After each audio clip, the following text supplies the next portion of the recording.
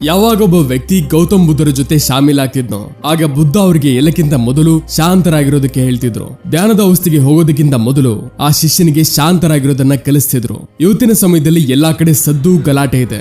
ಇದರ ಕಾರಣದಿಂದ ತಲೆಯಲ್ಲಿ ತುಂಬಾ ಸ್ಟ್ರೆಸ್, ಒತ್ತಡ ಬರೋದು ಸಾಮಾನ್ಯ ಆಗಿದೆ. ಈ ರೀತಿ ಇದ್ದಾಗ ನೀವು ಪ್ರತಿದಿನ ಕೆಲವು ಸಮಯ ಮೌನವಾಗಿರೋ ಅಭ್ಯಾಸ ಮಾಡಿದ್ರೆ ಆಗ ಇದರಿಂದ ನಿಮ್ಮ ಒತ್ತಡ ಹುಟ್ಟಿಸುವ ಹಾರ್ಮೋನ್ ಅಲ್ಲಿ ಕಡಿಮೆ ಕಾಣಬಹುದು. ಇದರಿಂದ ನಿಮ್ಮ ಮೈಂಡ್ ಶಾಂತವಾಗುತ್ತೆ, ಕೋಪ ನಿಯಂತ್ರಣದಲ್ಲಿ ಇರುತ್ತೆ, ಮತ್ತೆ ಸ್ಟ್ರೆಸ್ ಹೆಚ್ಚಿಸುವ ಹಾರ್ಮೋನ್ಗಳ ಲೆವೆಲ್ ಕಡಿಮೆ ಆಗುತ್ತೆ. ಇವತ್ತಿನ ವಿಡಿಯೋದಲ್ಲಿ ನಾವು ತಿಳಿಯೋಣ ಯಾವ ಸಂದರ್ಭದಲ್ಲಿ, ಯಾವ ಜಾಗದಲ್ಲಿ ನಾವು ಶಾಂತರಾಗಿರ್ಬೇಕು, ಮತ್ತೆ ಯಾವ ಸಂದರ್ಭದಲ್ಲಿ ನಾವು ಮಾತಾಡಬೇಕು, ಮತ್ತೆ ಶಾಂತರಾಗಿರೋದ್ರಿಂದ ನಮ್ಮ ಒಳಗೆ ಯಾವ ಬದಲಾವಣೆಗಳು ಬರಬಹುದು. ಸ್ನೇಹಿತರೆ, ಸಂಜೆಯ ಸಮಯ ಆಗಿರುತ್ತೆ. ಗುರು ತಮ್ಮ ಎಲ್ಲಾ ಶಿಷ್ಯರಿಗೆ ಕರೆದು ಹೇಳ್ತಾರೆ, ನಾಳೆ ಬೆಳಿಗ್ಗೆ ನೀವೆಲ್ಲ ನದಿಲಿ ಸ್ನಾನ ಮಾಡಿದ ನಂತರ ತಕ್ಷಣ ನಮ್ಮ ಆಶ್ರಮದ ಮುಂದೆ ಇರಿ. ಎಲ್ಲರೂ ಇದರಿಂದ ಆಶ್ಚರ್ಯಗೊಳ್ತಾರೆ. ನಾವೆಲ್ಲರೂ ಯಾವ್ದಾದ್ರು ತಪ್ಪು ಮಾಡಿದೀವ ಅಥವಾ ಗುರುಜಿ ನಮ್ಮೆಲ್ಲರಿಗೆ ಬೆಳಿಗ್ಗೆ ಒಳ್ಳೆ ವಿಷಯ ಹೇಳ್ಬೋದಾ? ಅದಕ್ಕೆ ಎಲ್ಲಾ ರಾತ್ರಿ ಸರಿಯಾದ ಸಮಯಕ್ಕೆ ಮಲಗ್ತಾರೆ. ಮತ್ತೆ ಬೆಳಿಗ್ಗೆ ಎದ್ದು ನದಿಲಿ ಸ್ನಾನ ಮಾಡಿದ ನಂತರ ವಾಪಸ್ ಗುರುಜಿ ಮುಂದೆ ಹೋಗಿ ನಿಲ್ತಾರೆ. ಗುರುಜಿ ಹೇಳ್ತಾರೆ, ಇವತ್ತು ನಾನು ನಿಮ್ಮೆಲ್ಲರಿಗೆ ಮೌನವಾಗಿರೋದ್ರಿಂದ ಉಂಟಾಗುವ ಲಾಭಗಳ ಬಗ್ಗೆ ಹೇಳ್ತೀನಿ. ಗುರು ಹೇಳ್ತಾರೆ, ಈ 10 ಸಂದರ್ಭದಲ್ಲಿ ಈ ಜಾಗಗಳಲ್ಲಿ ಶಾಂತರಾಗಿರೋದ್ರಿಂದ ಲಾಭ ಆಗತ್ತೆ, ಮತ್ತೆ ಮಾತಾಡೋದ್ರಿಂದ ಆಗತ್ತೆ ನಷ್ಟ. ಗುರು ಹೇಳ್ತಾರೆ, ಏನಾದ್ರೂ ನೀವು 10 ಪರಿಸ್ಥಿತಿಗಳಲ್ಲಿ ಶಾಂತರಾಗಿದ್ರೆ, ಅಂದ್ರೆ ಮೌನರಾಗಿದ್ರೆ, ಆಗ ನೀವು ಏನೆಲ್ಲ ಬಯಸ್ತಿರೋ ನಿಮಗೆ ಅದೇ ಸಿಗುತ್ತೆ. ನಿಮ್ಮ ಜೀವನದಲ್ಲಿ ಅದ್ಭುತವಾದ ಬದಲಾವಣೆಗಳಾಗೋದು ಶುರು ಆಗುತ್ತೆ. ಅವಶ್ಯಕತೆಗಿಂತ ಹೆಚ್ಚು ಮಾತಾಡೋದು ಅಥವಾ ಸುಮ್ಮನೆ ಇರೋದು ಎರಡೂ ಒಳ್ಳೆಯದಲ್ಲ.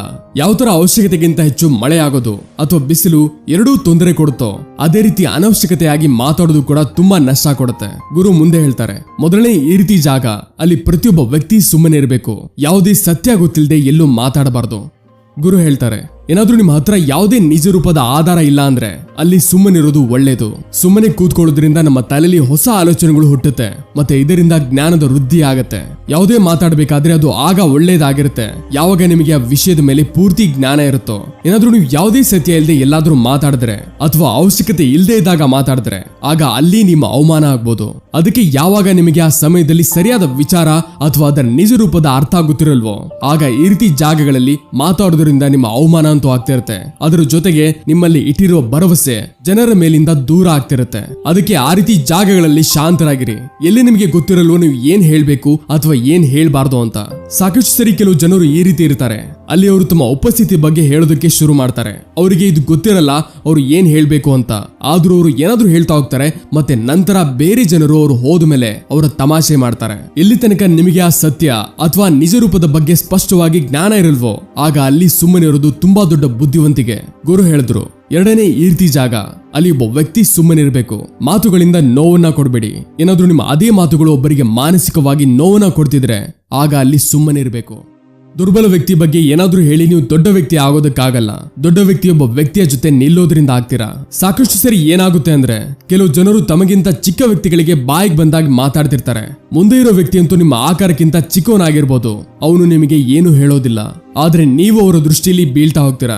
ಯಾರು ಗೊತ್ತು, ಬಹುಶಃ ನಾಳೆ ಅವನು ಕೂಡ ನಿಮಗಿಂತ ದೊಡ್ಡವನಾಗ್ಬೋದು ಪದವಿಲಿ. ಯಾವಾಗ ಅವನ ಸ್ಥಾನ ನಿಮಗಿಂತ ಹೆಚ್ಚಾಗುತ್ತೋ ಆಗ ಮುಂದಿನ ಬರೋ ದಿನಗಳಲ್ಲಿ ಅವನು ಕೂಡ ನಿಮ್ಮ ಜೊತೆ ಹಾಗೆ ನಡ್ಕೊಳ್ತಾನೆ. ನೀವು ಒಬ್ಬರಿಗೆ ಕೀಳಾಗಿ ತೋರಿಸಿ ದೊಡ್ಡವರಾಗೋದಕ್ಕಾಗಲ್ಲ.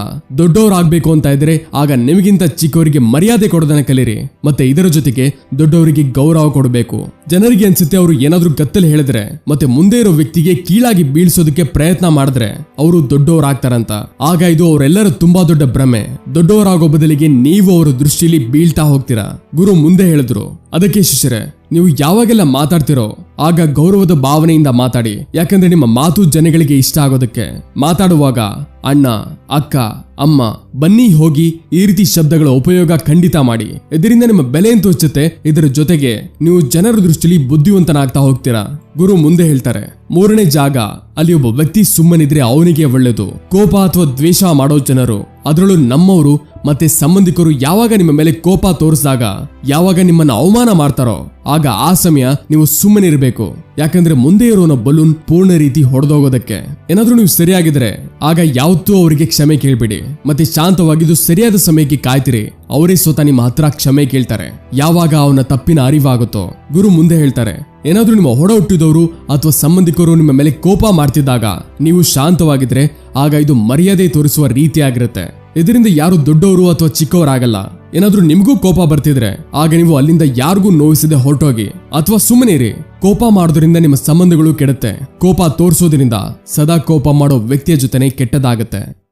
ಗುರು ಮುಂದೆ ಹೇಳ್ತಾರೆ, ಒಂದು ಸರಿ ಏನಾಗುತ್ತೆ ಅಂದ್ರೆ ಒಂದು ಹಾವು ಕಾಡಿಂದ ಬಂದು ಯಾವುದೋ ರಾಜನ ಮನೆಗೆ ತಲುಪುತ್ತೆ. ಜನ ಅದನ್ನ ಸತಾಯಿಸಿದ್ದಕ್ಕೆ ಅದು ತುಂಬಾ ಕೋಪ ಮಾಡ್ಕೊಳುತ್ತೆ. ಅದರಿಂದ ಮನೆಯಲ್ಲಿ ಯಾವ ಚೂಪಾದ ವಸ್ತು ಬಿದ್ದಿತ್ತೋ ಅದನ್ನೇ ಸುತ್ತಕೊಂಡು ಕಚ್ಚೋದಕ್ಕೆ ಶುರು ಮಾಡುತ್ತೆ. ಮತ್ತೆ ಮೆಲ್ಲ ಮೆಲ್ಲಗೆ ಅದರ ಪೂರ್ತಿ ಶರೀರ ಕತ್ತರಿಸೋಯ್ತು. ಸೇಮ್ ಅದೇ ರೀತಿ ನಮ್ಮ ಕೋಪ ಕೂಡ ನಮ್ಮ ಶರೀರನ ಕತ್ತರಿಯ ರೀತಿ ಕುಯ್ತಿರುತ್ತೆ. ಈ ಕೋಪ ಧ್ಯಾನ ಮಾಡೋದ್ರಿಂದ ಕೊನೆ ಆಗುತ್ತೆ. ಏನಾದ್ರೂ ನೀವು ದಿನ ಧ್ಯಾನ ಮಾಡಿದ್ರೆ ಆಗ ನಿಮ್ಮ ಕೋಪ ನಿಮ್ಮ ನಿಯಂತ್ರಣದಲ್ಲಿ ಇರುತ್ತೆ. ಗುರು ಮುಂದೆ ಹೇಳ್ತಾರೆ, ಇದಂತೂ ಒಂದು ರೀತಿ ಆಯ್ತು ನೀವು ಪ್ರತಿದಿನ ಧ್ಯಾನದ ಅಭ್ಯಾಸ ಮಾಡ್ಬೇಕಾಗಿರೋದು. ಇದರಿಂದ ನಿಮ್ಮ ಶರೀರದಲ್ಲಿ ಯಾವ ಹಾರ್ಮೋನ್ಸ್ ಕೋಪನ ಹೆಚ್ಚಿಸುತ್ತೋ ಅದೆಲ್ಲ ನಿಮ್ಮ ನಿಯಂತ್ರಣದಲ್ಲಿರುತ್ತೆ. ಮತ್ತೆ ಇದರ ಜೊತೆನೆ ಮತ್ತೊಂದು ಉಪಾಯ ಇದೆ. ಯಾವಾಗೆಲ್ಲ ನಿಮಗೆ ಕೋಪ ಬರುತ್ತೋ ಆಗ ನೀವು ಇದನ್ನ ಅರ್ಥ ಮಾಡ್ಕೊಳ್ಳೋದಕ್ಕೆ ಪ್ರಯತ್ನ ಪಡಿ. ಏನೀ ಕೋಪ ಅವಶ್ಯಕತೆ ಇದೆಯಾ ಅಥವಾ ಇಲ್ವಾ? ಏನ್ ನಾವಲ್ಲಿ ಮಾತಾಡ್ಬೇಕಾ ಅಥವಾ ಮಾತಾಡಬಾರ್ದ? ಯಾವಾಗ ನೀವೇ ಈ ಮಾತಿಗೆ ಉತ್ತರ ಕಂಡಿಟ್ಕೊಳ್ತಿರೋ ಆಗ ಸ್ವತಃ ನಿಮಗೆ ಗೊತ್ತಾಗುತ್ತೆ ನಾವು ಕೋಪ ಮಾಡ್ಕೋಬೇಕೋ ಅಥವಾ ಇಲ್ವೋ ಅಂತ. ಏನಾದ್ರೂ ಆಗ್ಲೂ ನಿಮಗೆ ಕೋಪ ಬರ್ತಿದ್ರೆ ಆಗ ನೀವು ಅಲ್ಲಿಂದ ದೂರ ಹೋಗೋದಕ್ಕೆ ಪ್ರಯತ್ನ ಪಡಿ. ಅಲ್ಲಿಂದ ದೂರ ಹೋಗಿ ಆಗ ಮೆಲ್ಲ ಮೆಲ್ಲಗೆ ಸಮಯಕ್ಕೆ ತಕ್ಕಾಗಿ ನಿಮ್ಮ ಕೋಪ ಶಾಂತವಾಗುತ್ತೆ. ಗುರು ಹೇಳಿದ್ರು, 4ನೇ ಈ ರೀತಿ ಜಾಗ. ಅಲ್ಲಿ ಒಬ್ಬ ವ್ಯಕ್ತಿ ತುಂಬಾ ಹುಷಾರಾಗಿ ಬುದ್ಧಿವಂತಿಕೆಯಿಂದ ಸುಮ್ಮನಿರೋದು ಒಳ್ಳೇದು. ನೀವು ಈ ರೀತಿ ಜಾಗದಲ್ಲಿ ಸುಮ್ಮನಿರ್ಬೇಕು. ಯಾವ ವಿಷಯದಲ್ಲಿ ನಿಮ್ಮ ಸಂಬಂಧ ಇರಲ್ವೋ, ಏನಾದ್ರೂ ಯಾವುದೇ ಬೇರೆ ವಿಷಯದಲ್ಲಿ ನಿಮ್ಮ ಸಂಬಂಧ ಇಲ್ಲ ಅಂದ್ರೆ ಆಗ ಅಲ್ಲಿ ನೀವು ಸುಮ್ಮನಿರೋದು ಮುಖ್ಯ. ಯಾವುದೇ ಕಾರಣ ಇಲ್ದೇನೆ ನೀವು ಬೇರೆಯವರ ವಿಷಯದಲ್ಲಿ ಮಧ್ಯ ಮಾತಾಡಿದ್ರೆ ಆಗ ಇದು ಅನಿಶ್ಚಕರಿ ಆಗ್ಬೋದು. ಇದರಲ್ಲಿ ಕೇವಲ ನಿಮ್ಮ ನಷ್ಟ ಮಾತ್ರ ಆಗತ್ತೆ. ನೀವು ಆತುರದಲ್ಲಿ ಇಬ್ಬರು ವ್ಯಕ್ತಿಗಳ ಮಧ್ಯೆ ನಡೀತಿರೋ ವಿವಾದದಲ್ಲಿ ನೀವು ಬೇಗ ತಲೆ ಹಾಕ್ಬೇಡಿ. ಏನಾದ್ರೂ ಮುಂದೆ ಇರೋನು ನಿಮ್ಮನ್ನ ಕರೀತಿದ್ದಾನೆ ತಮ್ಮ ಜಗಳ ನಿಲ್ಸೋದಕ್ಕೆ, ಆಗಲೇ ಮಾತ್ರ ನೀವು ಅಲ್ಲಿ ಹೋಗಿ. ಬೇರೆಯವರು ವೈಯಕ್ತಿಕ ವಿಷಯಗಳಿಗೆ ನಾವು ಹಾಗೆ ಮಧ್ಯ ಹೋಗ್ಬಾರ್ದು. ಎಲ್ಲಿ ತನಕ ವ್ಯಕ್ತಿ ನಿಮ್ಮನ್ನ ಕರೆಯೋದಿಲ್ವೋ ತಮ್ಮ ಜಗಳನ ಶಾಂತ ಮಾಡಿಸೋದಕ್ಕೆ. ಕೆಲವು ಜನರು ಬೇರೆಯವ್ರ ವಿಷಯಗಳ ಮಧ್ಯ ತಲೆ ಹಾಕ್ತಾರೆ. ಇದರಿಂದ ಅವರ ಮಾನ ಸಮ್ಮಾನ ಮರ್ಯಾದೆಯ ಮೇಲೆ ಜನ ಬೆರಳು ತೋರಿಸ್ತಾರೆ. ಗುರು ಹೇಳ್ತಾರೆ, ಈ 10 ಜಾಗಗಳಲ್ಲಿ 5ನೇ ಈ ರೀತಿ ಜಾಗ. ಅಲ್ಲಿ ಒಬ್ಬ ವ್ಯಕ್ತಿ ತುಂಬಾ ಬುದ್ಧಿವಂತಿಕೆಯಿಂದ ಸುಮ್ಮನೆ ಇರಬೇಕು. ನಿಮ್ಮ ಶಬ್ದಗಳಿಂದ ಯಾವುದೇ ಸ್ನೇಹಿತರಿಗೆ ಹಾನಿ ಉಂಟಾಗಬಾರದು. ಏನಾದ್ರೂ ನಿಮ್ಮ ಶಬ್ದಗಳ ಮುಂದೆ ಇರೋ ವ್ಯಕ್ತಿಯ ಪರಿವಾರ ಅಥವಾ ತನ್ನ ಗೆಳೆಯರ ಕೆಟ್ಟ ಪ್ರತಿಷ್ಠೆಯ ಅಂಶಗಳು ತೋರಿಸ್ತಿದ್ರೆ ಆಗ ನೀವು ಸುಮ್ಮನೆ ಇರಬೇಕು. ಯಾವುದೇ ಪರಿವಾರ ಅಥವಾ ಗೆಳೆಯರ ಬಗ್ಗೆ ಕೆಟ್ಟದಾಗಿ ಮಾತಾಡೋದ್ರಿಂದ ಕೇವಲ ನೀವೇ ಕೆಟ್ಟವರಾಗ್ತೀರಾ. ಯಾವುದನ್ನ ಸುಲಭವಾಗಿ ಮುಗಿಸಬಹುದೋ ಅದನ್ನ ನಿಮ್ಮ ಮಾತುಗಳಿಂದ ದೊಡ್ಡದಾಗಿ ಮಾಡಬೇಡಿ. ಕೂಗಾಡದೆ ಮಾತಾಡೋದನ್ನ ಪ್ರಯತ್ನ ಮಾಡ್ತಿರ್ಬೇಕು. ಏನಾದ್ರೂ ನೀವು ಕೂಗಾಡದೆ ಯಾವುದೇ ಮಾತನ್ನ ಹೇಳೋದಕ್ಕೆ ಆಗಲ್ಲ ಅಂದ್ರೆ ಆಗ ನೀವು ಸುಮ್ಮನಿರೋದೇ ಒಳ್ಳೇದು. ಬೇರೆಯವರ ಮೇಲೆ ಕೂಗಾಡೋದ್ರಿಂದ ನಿಮ್ಮ ವ್ಯವಹಾರದ ಬಗ್ಗೆ ಗೊತ್ತಾಗತ್ತೆ. ಹೆಚ್ಚು ಹೇಳೋದ್ರಿಂದ ಪರಿಸ್ಥಿತಿಗಳು ಸದಾ ಕೆಡ್ತಾನೆ ಹೋಗುತ್ತೆ. ಸಾಕಷ್ಟು ಸರಿ ಕೆಲವು ಸಂಬಂಧಗಳು ತುಂಬಾ ಜೋರಾಗಿ ಮಾತಾಡೋದ್ರಿಂದ ಮುರಿದು ಹೋಗುತ್ತೆ. ಅದಕ್ಕೆ ನಿಮ್ಮ ಧ್ವನಿಲಿ ಸಿಹಿತನ ಇರಲಿ. ನಿಮ್ಮ ಶಬ್ದದಲ್ಲಿ ನಿಮ್ಮ ಗೆಳೆಯರಿಗೆ ನಿಮ್ಮ ಪರಿವಾರದವರಿಗೆ ಹಾನಿ ಉಂಟಾಗಬಾರದು. ಕೆಲವು ಸರಿ ನಿಮ್ಮ ಗೆಳೆಯರಿಗೆ ತಮಾಷೆ ಮಾಡಬೇಕಾದ್ರೂ ಆಗಲೂ ಮರ್ಯಾದೆಯ ಮಿತಿ ಇರಲಿ. ಯಾವಾಗ ಬೇರೆಯವರಿಗೆ ಶಬ್ದಗಳಿಂದ ನೋವಾಗುತ್ತೋ ಅಲ್ಲಿ ಸುಮ್ಮನೆರಿ. ಹೆಚ್ಚು ಮಾತಾಡೋದ್ರಿಂದ ಸದಾ ನಷ್ಟನೇ ಆಗುತ್ತೆ. ಯಾರ್ದೋ ಬೇರೆಯವರ ಪ್ರತಿಷ್ಠೆನ ನಮ್ಮ ಶಬ್ದಗಳ ಮಾಧ್ಯಮದಿಂದ ಅದಕ್ಕೆ ಹಾನಿ ಉಂಟು ಮಾಡಬಾರ್ದು. ಏನಾದ್ರೂ ನಿಮ್ಮ ಶಬ್ದಗಳು ಬೇರೆಯವರ ಪ್ರತಿಷ್ಠೆಗೆ ಹಾನಿ ಮಾಡ್ತಿದ್ರೆ ಆಗ ಅಲ್ಲಿ ನೀವು ಸುಮ್ಮನಿರ್ಬೇಕು. ಯಾವಾಗ ಒಬ್ಬ ವ್ಯಕ್ತಿ ನಿಮ್ಮ ಮುಂದೆ ಇರಲ್ವೋ ಆಗ ನೀವು ಆ ವ್ಯಕ್ತಿಯ ಬಗ್ಗೆ ಯಾವುದೋ 3ನೇ ವ್ಯಕ್ತಿಯ ಮುಂದೆ ಹೇಳ್ಬೇಡಿ. ಗುರು ಹೇಳ್ತಾರೆ, 6ನೇ ಜಾಗ. ಅಲ್ಲಿ ಪ್ರತಿಯೊಬ್ಬ ವ್ಯಕ್ತಿನೂ ಸುಮ್ಮನಿರ್ಬೇಕು. ಯಾವಾಗೊಬ್ಬ ವ್ಯಕ್ತಿ ಬೇರೆಯವರನ್ನ ಅವಮಾನ ಮಾಡ್ತಾನೋ, ಯಾವಾಗ ಒಬ್ಬ ನಿಮ್ಮ ಮುಂದೆ ಯಾರೋ 3ನೇ ವ್ಯಕ್ತಿಯ ಬಗ್ಗೆ ಆಡ್ಕೊಳ್ತಾನೋ ಅಥವಾ ಅವನನ್ನ ಅವಮಾನ ಮಾಡ್ತಾನೋ ಆಗ ನೀವು ಸುಮ್ಮನಿದ್ದು ಕೇವಲ ಕೇಳ್ತಿರ್ಬೇಕು. ಮತ್ತೆ ನಿಮ್ಮ ಅಭಿಪ್ರಾಯನ ಕೊಡಬಾರದು. ಯಾಕಂದ್ರೆ ಯಾವ ವ್ಯಕ್ತಿ ಇವತ್ತು ನಿಮ್ಮ ಮುಂದೆ ಬೇರೆ ವ್ಯಕ್ತಿ ಬಗ್ಗೆ ಕೆಟ್ಟದಾಗಿ ಮಾತಾಡ್ತಿದ್ದಾನೋ ಅವನು ನಾಳೆ ಬೇರೆಯವ್ರ ಮುಂದೆ ನಿಮ್ಮ ಬಗ್ಗೆನೂ ಕೆಟ್ಟದಾಗಿ ಮಾತಾಡಬಹುದು. ಏನಾದ್ರೂ ನೀವೇನಾದ್ರೂ ಹೇಳಿದ್ರೆ ಆಗ ನೀತಿ ಶಾಸ್ತ್ರದ ಅನುಸಾರ ಯಾರು ತನ್ನ ಬಾಯಿನ ಮುಚ್ಚಿಡ್ತಾನೋ ಮತ್ತೆ ತನ್ನ ಬುದ್ಧಿಯಿಂದ ಕೆಲಸ ಮಾಡ್ತಾನೋ ಯಾವುದೇ ಅವಶ್ಯಕತೆ ಇಲ್ಲದೆ ಹೇಳೋದು, ಯಾರ್ದೋ ಬಗ್ಗೆ ಬೇರೆಯವರ ಮಧ್ಯೆ ಹೇಳೋದು ತುಂಬಾ ಕೆಟ್ಟದ್ದು. ಅದಕ್ಕೆ ಬುದ್ಧಿವಂತಿಕೆಯಿಂದ ನಾವು ಆ ರೀತಿ ಜಾಗಗಳಲ್ಲಿ ಮಾತಾಡದೆ ಇರೋದೇ ಒಳ್ಳೇದು. ಗುರು ಮುಂದೆ ಹೇಳ್ತಾರೆ, 7ನೇ ಈ ರೀತಿ ಜಾಗ. ಅಲ್ಲಿ ಒಬ್ಬ ವ್ಯಕ್ತಿ ಸುಮ್ಮನಿರ್ಬೇಕಾಗಿರೋದು ಯಾವಾಗ ಯಾರು ನಿಮ್ಮ ಭಾವನೆನ ಅರ್ಥ ಮಾಡ್ಕೊಳ್ಳಲ್ವೋ. ಏನಾದ್ರೂ ನಿಮಗೆ ಅನಿಸ್ತಿದ್ರೆ ಯಾವುದೇ ವ್ಯಕ್ತಿ ನಿಮ್ಮ ದುಃಖ, ಭಾವನೆಗಳು, ನಿಮ್ಮ ಪರಿಸ್ಥಿತಿಗಳನ್ನ ಶಬ್ದಗಳಲ್ಲಿ ಅರ್ಥ ಮಾಡ್ಕೋತಿಲ್ಲ ಅಥವಾ ಅದನ್ನ ಅರ್ಥ ಮಾಡ್ಕೊಳ್ಳುವ ಪ್ರಯತ್ನನೇ ಮಾಡ್ತಿಲ್ಲ ಅಥವಾ ಅವನು ನಿಮ್ಮ ಮಾತಿಗೆ ಗಮನ ಇಟ್ಟು ಕೇಳ್ತಾನೆ ಇಲ್ಲ ಅಂದ್ರೆ ಆಗ ನೀವು ಅಂತಹ ವ್ಯಕ್ತಿಯ ಮುಂದೆ ಸುಮ್ಮನಿರಿ. ಯಾಕಂದ್ರೆ ಈ ರೀತಿ ಜನರಿಗೆ ನಿಮ್ಮ ಭಾವನೆ ಅಥವಾ ದುಃಖದಿಂದ ಯಾವುದೇ ವ್ಯತ್ಯಾಸ ಬೀಳಲ್ಲ. ಈ ರೀತಿ ಜನರಿಗೆ ನಿಮ್ಮ ಗುಟ್ಟನ್ನ ಹೇಳಿ ನೀವು ನಂತರ ಪಶ್ಚಾತ್ತಾಪನೆ ಪಡ್ತೀರಾ. ಅದಕ್ಕೆ ಪ್ರತಿಯೊಬ್ಬರಿಗೆ ನಿಮ್ಮ ಮನಸ್ಸಿನ ಮಾತನ್ನ ಹೇಳ್ಕೋಬಾರ್ದು. ಎಲ್ಲಿ ತನಕ ಮುಂದೆ ಇರೋ ವ್ಯಕ್ತಿ ನಿಮ್ಮ ಮಾತನ್ನ ಸರಿಯಾಗಿ ಕೇಳ್ತಿದಾನೋ ಆಗಲೇ ಮಾತ್ರ ನೀವು ಮುಂದೆ ಇರೋನ ಜೊತೆ ಮಾತಾಡಿ. ಗುರು ಹೇಳ್ತಾರೆ, 8ನೇ ಜಾಗ. ಅಲ್ಲಿ ಪ್ರತಿಯೊಬ್ಬರು ಸುಮ್ಮನಿರ್ಬೇಕು. ಯಾವಾಗೊಬ್ಬ ವ್ಯಕ್ತಿ ತನ್ನ ದುಃಖವನ್ನ ಹೇಳ್ಕೋತಾನೋ, ಏನಾದ್ರೂ ಒಬ್ಬ ವ್ಯಕ್ತಿ ನಿಮ್ಗೆ ತನ್ನ ಕಷ್ಟಗಳನ್ನ, ತೊಂದರೆಗಳನ್ನ ಹೇಳ್ತಿದ್ದಾನೆ ಅಂದ್ರೆ ಆಗ ಇದರ ಅರ್ಥ ಅವನು ನಿಮ್ಮನ್ನ ತನ್ನವರು ಅನ್ಕೊಂಡಿದ್ದಾನೆ. ಈ ರೀತಿ ಇದ್ದಾಗ ಅವನಿಗೆ ತಕ್ಷಣನೇ ಸಮಾಧಾನ ಮಾಡೋ ಬದಲು ಸುಮ್ಮನಿದ್ದು ಅವನು ದುಃಖ ಅಥವಾ ಸಮಸ್ಯೆನ ಕೇಳಿ ಮತ್ತೆ ಅವನ ದುಃಖ ಮತ್ತೆ ಸಮಸ್ಯೆಗಳನ್ನ ಬೇರೆಯವರಿಗೆ ಹೇಳ್ಬೇಡಿ. ಅವನು ತನ್ನ ಸಮಸ್ಯೆಗಳಿಗೆ ಸಮಾಧಾನ ಸಿಗುತ್ತೋ ಅನ್ನೋ ಕಾರಣಕ್ಕೆ ಹೇಳ್ತಿಲ್ಲ, ಬದಲಿಗೆ ಅವನು ಮುಂದೆ ಇರೋನು ತನ್ನ ಮಾತನ್ನ ಅರ್ಥ ಮಾಡ್ಕೋತಿದ್ದಾನೆ ಅಂತ ಹೇಳ್ತಿದ್ದಾನೆ. ದುಃಖ ಹಂಚ್ಕೊಳ್ಳೋದ್ರಿಂದ ಕಡಿಮೆ ಆಗತ್ತೆ. ಅದಕ್ಕೆ ಯಾವಾಗ ಒಬ್ಬ ವ್ಯಕ್ತಿ ತನ್ನ ದುಃಖ ನಿಮ್ಮ ಜೊತೆ ಹೇಳ್ಕೊಂಡ್ರೆ ಆಗ ನೀವು ಸುಮ್ಮನಿದ್ದು ಅವನ ಮಾತನ್ನ ತುಂಬಾ ಗಮನ ಇಟ್ಟು ಕೇಳಿ. ಯಾಕಂದ್ರೆ ಅವನ ದುಃಖಗಳು ಕಡಿಮೆ ಆಗೋದಕ್ಕೆ, ಅವನ ಮನಸ್ಸಿನ ಭಾರ ಕಡಿಮೆ ಆಗೋದಕ್ಕೆ. ಯಾಕಂದ್ರೆ ಅವನ ಮನಸ್ಸಲ್ಲಿ ಯಾವುದೆಲ್ಲ ಮಾತುಗಳಿತ್ತೋ ಅವನು ಅದನ್ನೆಲ್ಲ ಹೇಳ್ದ. ಗುರು ಮುಂದೆ ಹೇಳ್ತಾರೆ, 9ನೇ ಈ ರೀತಿ ಜಾಗ ಅಲ್ಲಿ ಸುಮ್ಮನಿರ್ಬೇಕಾಗಿರೋದು ಎಲ್ಲಿ ದುಷ್ಟ ಪ್ರವೃತ್ತಿಯ ಜನರಿರ್ತಾರೋ, ಎಲ್ಲಿ ಕೆಟ್ಟ ಮಾತುಗಳನ್ನು ಆಡ್ತಿರ್ತಾರೋ ಆಗ ನೀವು ಅಲ್ಲಿ ಹೋಗ್ಬೇಡಿ. ಈ ರೀತಿ ಜಾಗಗಳಿಂದ ನೀವು ಸುಮ್ಮನೆ ದೂರ ಉಳಿಯೋದು ಒಳ್ಳೆಯದು. ಅರ್ಥ, ನಿಮ್ಮ ಪ್ರತಿಕ್ರಿಯೆನ ಕೊಡದೆ ಅಲ್ಲಿಂದ ಹೊರಟೋಗಿ. ಯಾಕಂದ್ರೆ ಯಾರ ನಾಲಿಗೆ ಕೆಟ್ಟಿರುತ್ತೋ, ಯಾವ ದುಷ್ಟ ಸ್ವಭಾವದ ಜನರಿರ್ತಾರೋ ಅವರಿಗೆ ನೀವು ಈ ರೀತಿ ಸಮಯದಲ್ಲಿ ಅರ್ಥ ಮಾಡಿಸೋದಕ್ಕೆ ಆಗಲ್ಲ.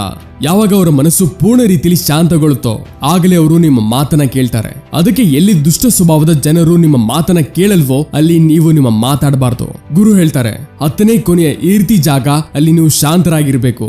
ನಿಮ್ಮ ಸಫಲತೆ ರಹಸ್ಯನ ಪ್ರತಿಯೊಬ್ಬರಿಗೂ ಹೇಳ್ಬೇಡಿ. ಸಾಕಷ್ಟು ಸರಿ ಏನಾಗುತ್ತೆ ಅಂದ್ರೆ ಕೆಲವು ಜನ ಸಫಲತೆನ ತುಂಬಾ ಬೇಗ ಪಡ್ಕೊಂಡು ಅವರು ಎಲ್ಲಾ ಕಡೆ ತಮ್ಮ ಸಫಲತೆಯ ಪ್ರಚಾರ ಮಾಡ್ತಿರ್ತಾರೆ. ಈ ರೀತಿ ಇದ್ದಾಗ ಏನಾಗುತ್ತೆ ಅಂದ್ರೆ ಸಾಕಷ್ಟು ಜನರು ನಿಮ್ಮ ಸಫಲತೆ ಬಗ್ಗೆ ಖುಷಿ ಪಡಲ್ಲ. ಏನಾದ್ರೂ ನೀವು ನಿಮ್ಮ ಸಫಲತೆ ಬಗ್ಗೆ ಒತ್ತಾಯವಾಗಿ ಜನರಿಗೆ ಹೇಳ್ತಾ ಬಂದ್ರೆ ಆಗ ಜನರ ನಕಾರಾತ್ಮಕ ಊರ್ಜೆ ನಿಮ್ಗೆ ಪ್ರಭಾವಿತ ಮಾಡಬಹುದು. ಯಾವಾಗ ನೀವು ಸಫಲರಾಗ್ತಿರೋ ಆಗ ಎಲ್ಲರಿಗೂ ಗೊತ್ತಾಗುತ್ತೆ ನೀವು ಸಫಲರಾಗಿದ್ದೀರಾ ಅಂತ. ಸಫಲತೆ ಬಗ್ಗೆ ಹೇಳ್ಕೊಂಡು ತಿರುಗಾಡೋದ್ರಿಂದ ಕೇವಲ ನಷ್ಟ ನಿಮ್ಮದೇ ಆಗತ್ತೆ. ಇಷ್ಟನ್ನ ಹೇಳಿ ಗುರು ಹೇಳಿದ್ರು ಶಿಷ್ಯರಿಗೆ ಇವತ್ತಿಗೆ ಇಷ್ಟೇನೆ. ಏನಾದ್ರೂ ನೀವೆಲ್ಲ ನನ್ನ ಈ 10 ವಿಷಯಗಳನ್ನ ಮಾತನ್ನ ಜೀವನದಲ್ಲಿ ಅಳವಡಿಸಿದ್ರೆ ಆಗ ನೀವೆಲ್ಲ ಒಂದು ದೊಡ್ಡ ಸಮಸ್ಯೆಗಳ ತೊಂದರೆಯಿಂದ ದೂರ ಇರಬಹುದು. ಸ್ನೇಹಿತರೆ, ಐ ಹೋಪ್ ಈ ಎಲ್ಲಾ ಪಾಯಿಂಟ್ಸ್ ಗಳು ನಿಮಗೆ ಜೀವನದಲ್ಲಿ ಸಹಾಯ ಮಾಡೇ ಮಾಡುತ್ತೆ. ಅಂಡ್ ಐ ಹೋಪ್ ಈ ವಿಡಿಯೋ ನಿಮಗೆ ಇಷ್ಟ ಆಗಿದೆ. ಸೊ ಈ ವಿಡಿಯೋನ ಲೈಕ್ ಮಾಡಿ ಮತ್ತೆ ಚಾನೆಲ್ಗೆ ಹೊಸಬರಾಗಿದ್ರೆ ಮರಿದೇ ಸಬ್ಸ್ಕ್ರೈಬ್ ಮಾಡಿ 500K ಫ್ಯಾಮಿಲಿ ಆಗೋದಕ್ಕೆ.